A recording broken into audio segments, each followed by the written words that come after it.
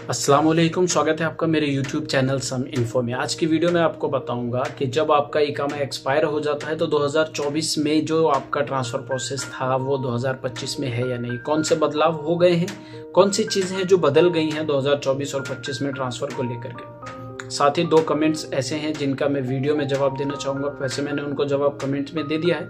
2024 में अगर आपका इकामा एक्सपायर होता था और आप ट्रांसफ़र रिक्वेस्ट मंगाते थे तो आपका जो न्यू एम्प्लॉयर होता था उसके हाथ में होता था कि वो कितना जल्दी आपका ट्रांसफर ले ले। वो अवसर में जैसे ही आपके ट्रांसफर रिक्वेस्ट एक्सेप्ट कर लेता था, आपका स्पॉन्सर नेम चेंज हो जाता अगर आपका इकामा एक्सपायर है तो।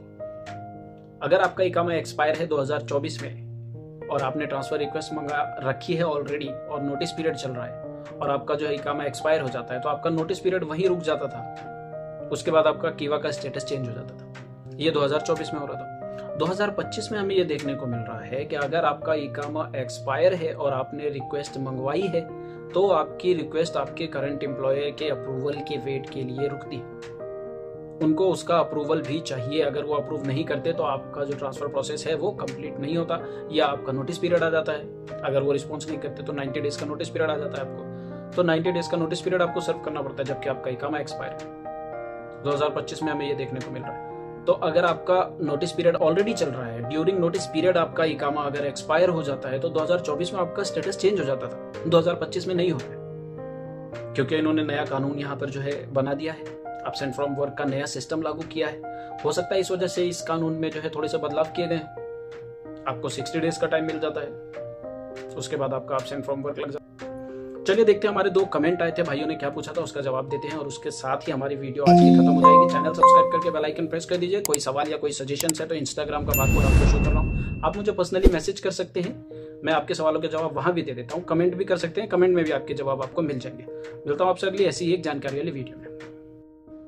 तो मेरे एक भाई का कमेंट आया कि उन्होंने ट्रांसफर रिक्वेस्ट मंगाई थी, वो अपनी कंपनी चेंज करना चाहते हैं, कफील चेंज करना चाहते हैं, ट्रांसफर रिक्वेस्ट मंगाई थी, एक्सेप्ट कर ली है उन्होंने और उसके बाद एक्सेप्ट की करने के बाद उनको 14 दिन हो चुके हैं और कैंसिल अप्रूवल का ऑप्शन शो नहीं कर रहा है। वो कैंसिल करना चाहते हैं रिक्वेस्ट को, वो नहीं चाहते कि उस कंपनी में वो ट्रांसफर ले लें, तो वो उसका इंतजार कर रहे हैं कि वो कैंसिल अप्रूवल नहीं आ रहा है तो कब आएगा वो कैंसिल अप्रूवल और वो उसको किस तरह से कैंसिल करेंगे। एक ये सवाल था और दूसरा सवाल इससे रिलेटेड था कि अगर वो कैंसिल करते हैं, जो कैंसिल अप्रूवल वाला ऑप्शन दिखाता है, अगर वो वहां से कैंसिल करते हैं तो क्या उनका पुराना कॉन्ट्रैक्ट भी इससे किसी तरह से प्रभावित होगा, अफेक्ट होगा उस पर किसी तरह का।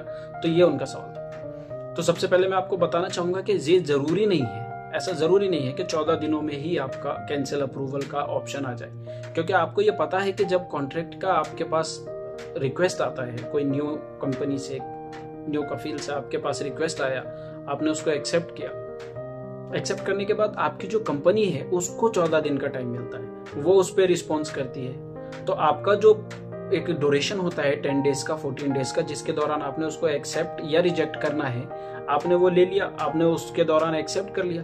अब 14 दिन आपकी कंपनी के पास है, वो इस पर रिस्पॉन्स करेगी, एक्सेप्ट करेगी तो वो नोटिस पीरियड कम कर देगी आपका एक्सेप्ट करने के बाद या उसको अप्रूव कर देगी, और अगर एक्सेप्ट नहीं करेगी तो आपका फॉर श्योर आपका कंपलसरी है कि 90 डेज का नोटिस पीरियड आ जाएगा। तो उसके बाद आपका कैंसिल अप्रूवल का ऑप्शन जो है वो शो करता है जब आपकी कंपनी उस पर रिस्पॉन्स दे देगी। अगर कंपनी रिस्पॉन्स नहीं देती तो नोटिस पीरियड आएगा, जब नोटिस पीरियड आएगा तभी आपका कैंसिल अप्रूवल का ऑप्शन शो करेगा। एज पर माई कैलकुलेशन, जैसा जितना मेरे समझ में आया है, क्योंकि ये कुछ ऐसी चीजें हैं ट्रांसफर से जुड़ी हुई, कफाला से जुड़ी हुई और कीवा से जुड़ी हुई, ये कुछ ऐसी चीजें हैं जो हम पर्सनल एक्सपीरियंस के तौर पर ही आपको बताते हैं। कुछ आपका एक्सपीरियंस है, कुछ आपने शेयर किया कि हाँ मेरे साथ ऐसा ऐसा हुआ, कुछ मैंने कुछ चीजें एक्सपीरियंस की वो मैंने आपके साथ शेयर की। तो ये कुछ ऐसी चीजें हैं जो हमें पर्सनल एक्सपीरियंस की वजह से पता चलता है और कुछ कैलकुलेशन हम कर सकते हैं। तो कैंसिल अप्रूवल को लेकर के मेरे पास जितनी भी अपडेट्स आई हैं आप जैसे भाइयों की तरफ से, उसको लेकर के जब मैंने काउंट किया और कैलकुलेशन की तो ये रिजल्ट मेरे सामने आया कि अच्छा इस तरीके से ये जो स्टेटस है वो काम करता है। तो उम्मीद है आपको आपका जवाब मिल गया होगा। साथ ही मैंने आपको एक और क्वेश्चन इससे रिलेटेड बताया था, वो ये था कि अगर वो कैंसिल अप्रूवल वाला ऑप्शन चूज करते हैं तो क्या उनके पुराने कॉन्ट्रैक्ट पे भी कोई असर पड़ेगा।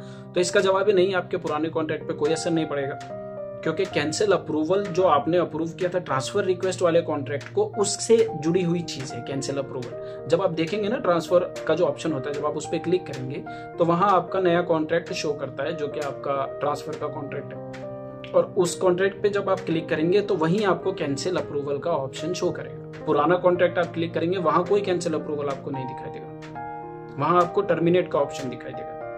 वहां से आप अपना कॉन्ट्रैक्ट टर्मिनेट कर सकते हैं, जो कि आपका पुराना कॉन्ट्रैक्ट है या एक्टिव कॉन्ट्रैक्ट कह सकते हैं आप, उसको आप टर्मिनेट कर सकते हैं। वहां कैंसिल अप्रूवल का कभी नहीं आएगा, कभी भी नहीं आएगा। यहाँ तक कि ऑनगोइंग आपकी ट्रांसफर रिक्वेस्ट है तो भी वहां कैंसिल अप्रूवल का ऑप्शन नहीं आएगा। कैंसिल अप्रूवल का ऑप्शन वहीं आएगा जहां आपका ट्रांसफर का कॉन्ट्रैक्ट पड़ा हुआ है।